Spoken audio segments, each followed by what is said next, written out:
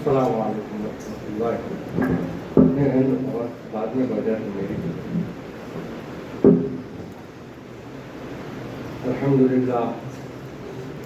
الحمدللہ رب العالمین، والصلاۃ والسلام علیک سید الانبیاء والمرسلین، اما بعد، اعوذ باللہ من الشیطان الرجیم، بسم اللہ الرحمن الرحیم۔ لو انزلنا هذا القرآن على جبل لرأيته خاشعا متصدعا من خشية الله وتلك الأمثال نضربها للناس لعلهم يتفكرون۔ صدق الله مولانا العظيم وصدق رسوله النبي الكريم، ونحن على ذلك من الشاهدين والشاكرين، والحمد لله رب العالمين۔ وہاں 40 تھے 900 برس کی محنتوں کا، وہاں 40 تھے 900 برس کی محنتوں کا پھل، یہاں 63 برس میں اژدہا میں سرسر ہوتا، اور وہاں پورا جسد تھا آگ میں، تب آگ ٹھنڈی تھی، یہاں کپڑے کی دھجی کو بھی چھونے آگ لگتا ہے، وہاں اقبال کا جلوہ کسی کے ارتقا کی حد، یہاں حسین سے کم فاصلہ ہے عقل حیران، وہاں پر عورتیں تھیں، عورتوں نے انگلیاں کاٹی، یہاں سر کٹانے کو ہجوم ہوش مندہ ہے، وہاں بقراط، افلاطون، ارسطو سب کے سب گم تھے، وہاں بقراط، افلاطون، ارسطو سب کے سب گم تھے، یہاں ذات محمد ہی دلیل ذات یزداں ہے، یہاں ذات محمد ہی دلیل ذات یزداں ہے، اول و آخر بھی ہے اور ظاہر و مستور ہے، جس طرف دیکھو محمد مصطفیٰ کا نور ہے، اور عرش کی آہٹ مدینے میں سنا کرتے ہیں وہ، ہم یہاں ہیں کیا مدینہ عرش سے بھی دور ہے۔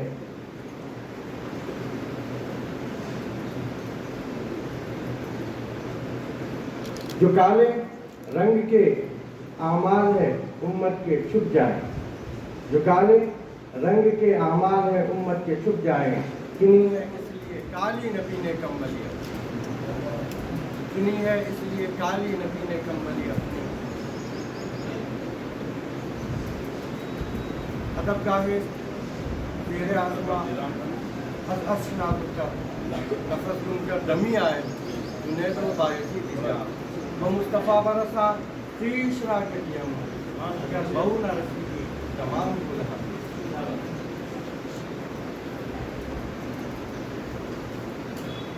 ادا کیا ہم سے ہوگا حق تعریف و ثنا ان کا، 63 سال کا ایک ایک لمحہ بچتا ان کا، بلب قامت ہے وہ کے ساتھ قد آور ہے وسیلت، نظر لے ہی نہیں سکتی مفصل جائزہ ان کا، خدا کے شوق میں شامل یہ ہونے کا طریقہ ہے، درود پاک پڑھ لینا جہاں نام آ گیا ان کا، بارگاہ رسالت ماں فعال رسالت ماں میں ایک مرتبہ ماحول درود شریف کا جب سمجھ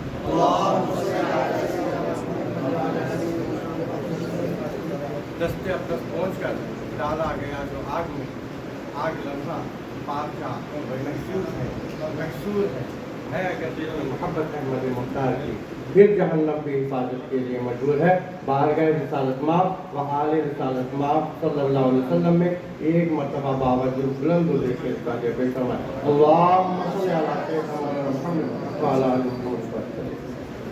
قرآن حکیم میں رفتوار کو تعالیٰ کا ارشاد مبارک کہ اگر ہم قرآن کو پہاڑوں پر نازل کرتے تو پہاڑ خشیت الہی سے ٹکڑے ٹکڑے ہو جاتے، ریزہ ریزہ ہو جاتے۔ مفسرین نے یہاں تک لکھا اگر سمندروں پہ نازل کیا جاتا تو سمندر خشک ہو جاتے۔ تو قرآن خشیت الہی اور امت محمد رسول اللہ صلی اللہ علیہ وسلم کے یہ معصوم 8 سال کے، 10 سال کے، 12 سال کے 15 سال کے بچے مکمل قرآن حفظ کر رہے ہیں، جس کے بارے میں قرآن کہتا ہے کہ اگر پہاڑ پہ نازل کرتے تو پہاڑ ریزہ ریزہ ہو جاتا۔ یہ معصوم بچے حفظ کر رہے ہیں۔ تو رب تبارک و تعالیٰ نے اسی لیے اس قرآن کو پہاڑوں پر نازل نہیں کیا، بلکہ رسول اللہ صلی اللہ علیہ وسلم کے سینہ اطہر پر نازل فرمایا۔ یہ ساری کائنات کو بتانے کے لیے کہ دیکھو، جسے پہاڑ نہیں سنبھال سکتا، اسے میرا حبیب کو میں نے اس کے سینے کو ایسی طاقت دی ہے کہ وہ سنبھالے۔ اور سرکار دو عالم صلی اللہ علیہ وسلم کی سینہ اطہر کی رحمت ہی ہے، اس کی رحمت للعالمین کی رحمت ہی ہے کہ امت مسلمہ کے چھوٹے چھوٹے معصوم بچے بھی حفظ کر رہے ہیں۔ یہ رسول اللہ صلی اللہ علیہ وسلم کے سینہ اطہر کا فیضان ہے کہ رسول اللہ صلی اللہ علیہ وسلم کی رحمتوں کا فیضان ہے کہ مکمل قرآن حفظ ہے۔ پھر قرآن ایسی کتاب جسے رب تبارک و تعالیٰ نے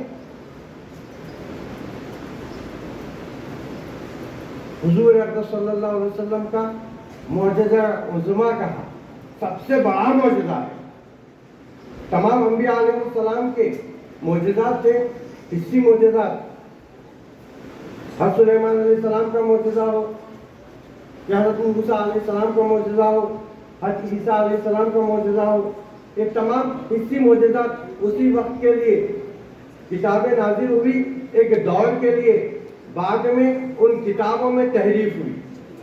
لیکن قرآن کا یہ معجزہ ہے کہ 1400 سال سے زیادہ عرصہ ہو چکا ہے، ایک حرف کو کوئی اپنے مقام سے ہٹا نہیں سکا۔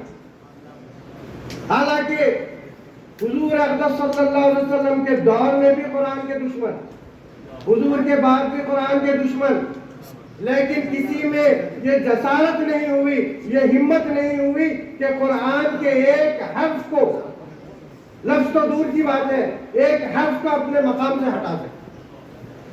یہ قرآن کا معجزہ ہے، کسی میں ہمت نہیں۔ کیوں؟ کیونکہ رب تبارک و تعالیٰ نے قرآن میں ارشاد فرما دیا کہ میں خود اس کی حفاظت کرنے والا ہوں۔ تو اللہ تبارک و تعالیٰ جس کی حفاظت کرے اسی کی کوئی چیز، تو قرآن حکیم معجزہ عظمیٰ ہے۔ ہر نبی کی کتابیں تو نازل ہوئی، کتابیں آئی، کتابوں پر ایمان لانا ہے، لیکن ان میں تحریف ہو گئی، ان میں تبدیلیاں ہو گئی۔ قرآن میں تبدیل نہیں ہوئی اور تبدیل ہوگی بھی نہیں، قیامت تک کے قائم رہنے والی کتاب ہے۔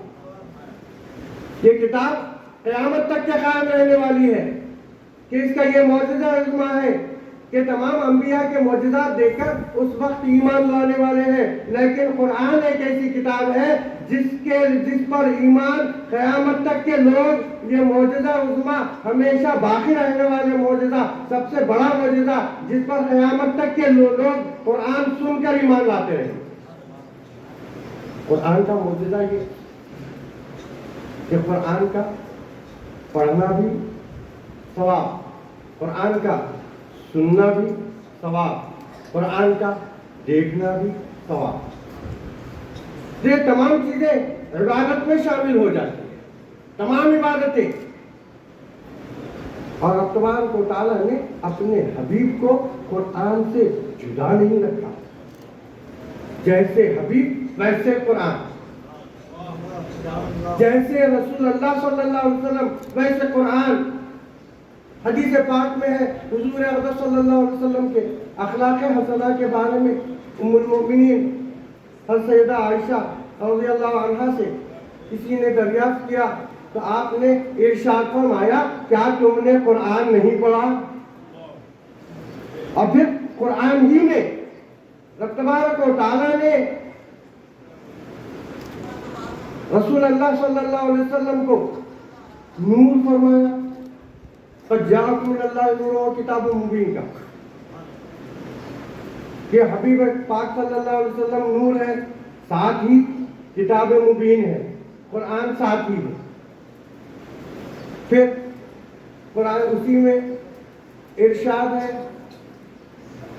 قرآن ہی میں ارشاد فرمایا یا ایھا الناس قد جاءکم برہان من ربکم وانزلنا الیکم نورا مبینا، کہ یہاں پر نور قرآن ہے، برہان رسول اللہ صلی اللہ علیہ وسلم۔ تو قرآن کو ایک جگہ نور کہا، رسول اللہ صلی اللہ علیہ وسلم کو ایک جگہ نور کہا۔ رب تبارک و تعالیٰ نے قرآن اور حبیب کو ایک جگہ رکھا۔ جب مشرکان مکہ جب قرآن کے بارے میں کہتے تھے یہ جادوگری ہے، یہ الفاظ حضور اکرم صلی اللہ علیہ وسلم کے بنائے ہوئے ہیں، تب رب تبارک و تعالیٰ نے قرآن اور رسول اللہ دونوں کو ایک ساتھ لایا۔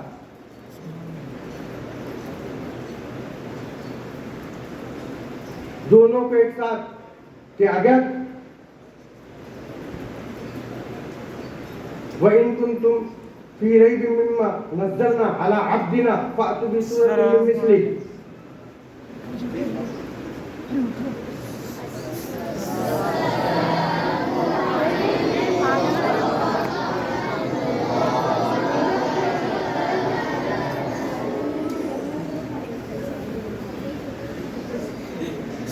وَإِن كُنتُمْ فِي رَيْبٍ مِّمَّا نَزَّلْنَا عَلَىٰ عَبْدِنَا فَأْتُوا بِسُورَةٍ مِّن مِّثْلِهِ۔ کہ قرآن جب لوگ کہنے لگے تو قرآن نے دعوت، قرآن نے چیلنج دیا کہ اگر تمہیں اس کتاب میں شک ہے جو میں نے اپنے بندہ خاص پر نازل کیا ہے تو اس جیسی ایک ہی صورت لا لو۔ پہلے 10 صورتوں کی بھی بات ہے، یہاں ایک ہی صورت لا لو، مختصر ہی کیوں نہ ہو، ایک ہی صورت لا لو، نہیں لا سکے تو سارے لوگوں کو جمع کر لو، سارے علماء کو۔ حالانکہ وہ دور ایسا تھا، عربی فصاحت و بلاغت میں ماہر لوگ تھے، شاعری میں ماہر، لیکن قرآن جیسی کوئی ایک صورت، ایک جملہ تک نہیں لا سکے۔ تو قرآن ایک ایسا سرکار دو عالم صلی اللہ علیہ وسلم کا معجزہ عظمی ہے جو قیامت تک کے قائم رہے گا۔ قرآن حکیم کا پڑھنا عبادت، اسی لیے تو قرآن میں کہا گیا ہے، قرآن کا جب قرآن پڑھی جائے تو خاموش رہو، خاموش سنو، کوئی چیز اس میں داخل نہ ہو۔ وجہ کیا ہے کہ قرآن پڑھنا صرف قرآن پڑھنا نہیں ہے، بلکہ رب تبارک و تعالیٰ سے گفتگو کرنا ہے۔ قرآن پڑھنا نہیں ہے، تلاوت کرنا نہیں ہے، یہ رب تبارک و تعالیٰ سے بندے کی گفتگو ہو رہی ہے، اس گفتگو کو خاموشی سے سنو، اس میں خلل پیدا نہ کرو۔ قرآن حکیم رب تبارک اللہ کے حبیب صلی اللہ علیہ وسلم کا معجزہ عظمی، اس میں پچھلے دور کے بھی وہ واقعات موجود ہے، آئندہ آنے والے بھی موجود ہے، حال کے ہر چیز قرآن میں موجود ہے۔ قرآن کو صرف غور کرنا ہے، اس میں تدبر کرنا ہے، ورنہ قرآن میں ہر چیز موجود ہے۔ کائنات کی کوئی چیز قرآن میں نہیں ہے، بلکہ ہر چیز کائنات کے قرآن میں موجود ہے۔ رب تبارک و تعالیٰ نے ہر شے قرآن میں رکھی۔ اللہ کے رسول صلی اللہ علیہ وسلم نے ارشاد فرمایا کہ قرآن اور اہل بیت کبھی جدا نہیں ہو۔ جو قرآن سے لگا ہوا رہے گا وہ قرآن سے جو لگا ہوا ہے، قرآن کو رب تبارک و تعالیٰ نے اپنے حبیب سے جدا نہیں کیا، جو رسول وہی قرآن۔ اور قرآن کے بارے میں تو قرآن اللہ کے حبیب صلی اللہ علیہ وسلم نے ارشاد فرمایا کہ میں 2 بھاری چیزیں چھوڑے جا رہا ہوں، ایک قرآن ہے اور دوسری میری عطرت۔ یہ کبھی اگر انہیں تھامے رکھو گے تو تم کبھی گمراہ نہیں ہوگے، انہیں تھامے رکھو گے تو کبھی گمراہ نہیں ہوگے۔